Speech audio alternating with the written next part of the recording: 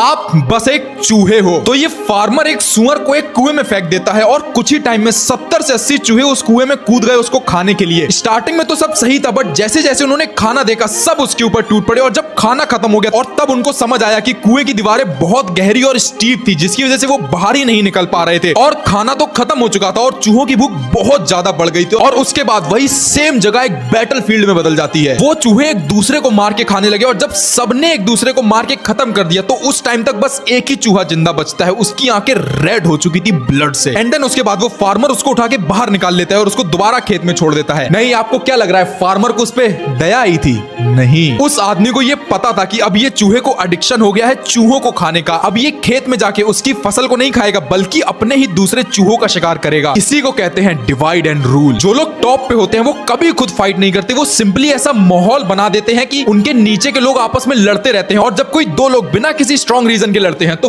फायदा हमेशा तीसरे का ही होता है, या उसका होता है जो पूरा का पूरा गेम कंट्रोल कर रहा है। हम लोग उनके लिए बस भेड़ बकरियों के बराबर है और अपने देश में ऐसा कौन कर रहा है और कैसे कर रहा है आप सबको पता है। बाकी आप समझदार हो, कर लो फॉलो।